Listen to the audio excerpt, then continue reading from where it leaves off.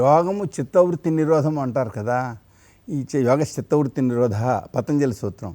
ఈ శరీరంలో కొన్ని చైతన్య కేంద్రాలు ఉన్నాయి. ఆ చైతన్య కేంద్రాల్లో మనస్సును లగ్నం చేసినట్లయితే అది యోగం అవుతుంది. ఆ చైతన్య కేంద్రాలు ఏమిటి అనే విషయాలు మనకు ఈ లింగ పురాణంలో చెప్పడం జరిగిందండి. ఈ కంఠానికి కింద నాభికి పైన 12 అంగుళాల దూరం, అంగుళాలంటే ఇక్కడ దీంట్లో ఇలా లెక్కిస్తారు, ఇవి 4 అంగుళాలు, ఇలా నాభి దగ్గర నుంచి 12 అంగుళాల పైన హృదయస్థానం ఒకటి ధ్యానానికి అతి ముఖ్యమైన కేంద్రం అని చెప్పారు. దాన్ని హృదయ కమలం అంటారు. అంటే కమలాకారంగా ఉంది అని అక్కడ ధ్యానం చేయమని చెప్తారు. ఇది ఒక ప్రధానమైన స్థానం.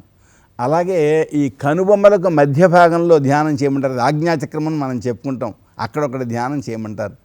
ఏమండి, జీవనకు పరమార్థ జ్ఞానం కలగడం ప్రధానమైన యోగం.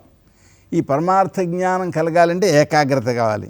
ఏకాగ్రత కావాలంటే ఇది భగవద్ అనుగ్రహం వలన లభిస్తుంది.